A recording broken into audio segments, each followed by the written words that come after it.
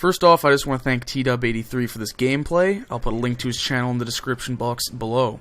Anyways, since the reveal is now done and everyone's getting their 2 cents in, I figured I'd talk about Black Ops 2 and kind of my thoughts on it. If you saw my dual commentary with Brandon called Gameplay, you would have seen some speculation on our thoughts of the game from that multiplayer reveal trailer. But we know a lot more now.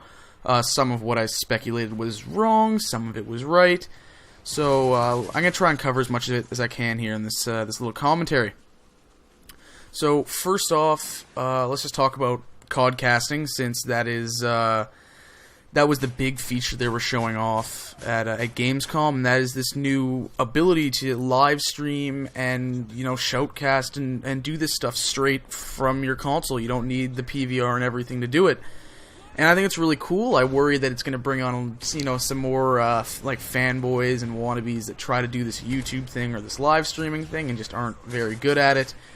But it's going to be huge for competitive gameplay, for competitive gaming, and you're going to watch it will explode when the game comes out. It's going to be huge for MLG.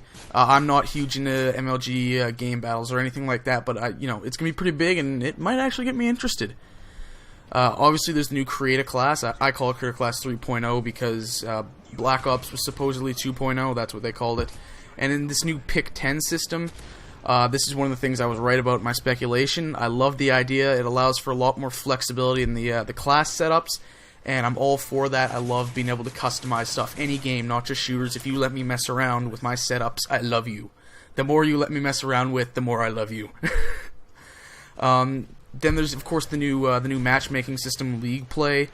I hope it does a good job of determining your skill set. I think it's done through wins, and that's all I know that's going to be part of the base is going to be wins. Battlefield and Medal of Honor have used a similar system to this, matching you up with people of similar skill levels. It was a little flawed, but if they could get this to work right, I think it's a really cool idea. Should keep you playing against better competition. That's always good. Call of Duty's kind of gotten boring, maybe for a number of reasons. I think one of them for me is that it's been too easy for me recently.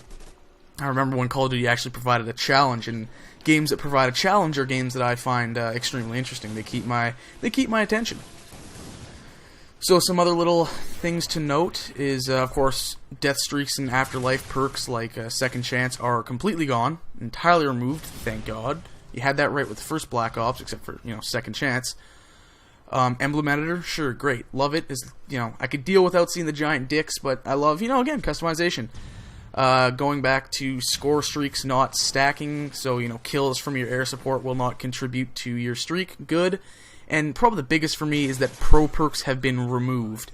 Back, actually right after Modern Warfare 2, as we were heading into Black Ops, this is something I talked about a lot on forums.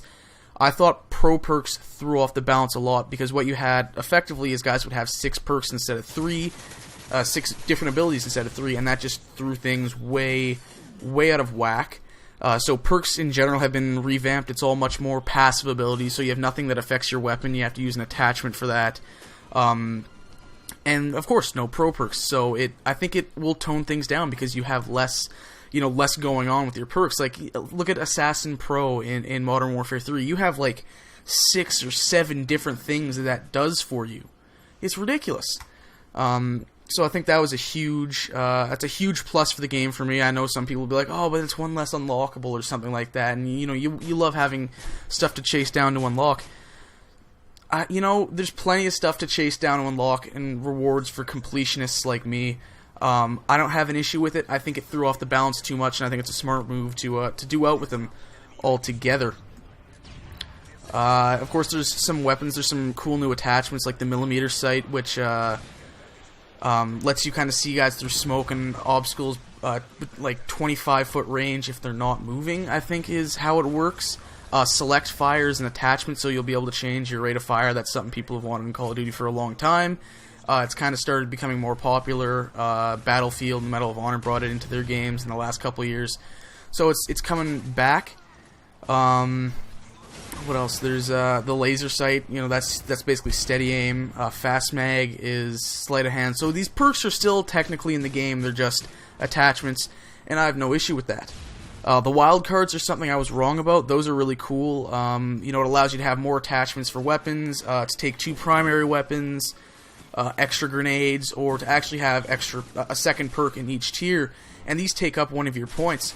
So, you know, they're wild cards. They're risks you have to take, but I think they're really cool. It's a really good idea, and I'm excited to see how that's going to let you play around with your classes even more. Again, customization. Ooh, yes, shiny. That's my reaction to it. There's a couple other things. There was one perk I want to talk about specifically, and that is Ghost. Yes, it's back. There's Blind Eye as well, but they're in the same tier for one. They're split up, and actually there's Cold Blooded. So they're actually split up into 3 perks now. It looks like, and you can do Cold Blooded with one of the other 2, but Ghost, which is the one everyone's going to complain about, it only keeps you off the radar if you are moving. Finally, that's it. That's all it needs to be fixed. That's a good idea. Anyways, I tried to cover as much as I could here. That's the end of the commentary. Again, thank you, T-Dub, for this gameplay. If you liked it, leave a comment, subscribe, favorite. Subscribe to both of us, really. And that's all I got to say, so I'll see you guys next time.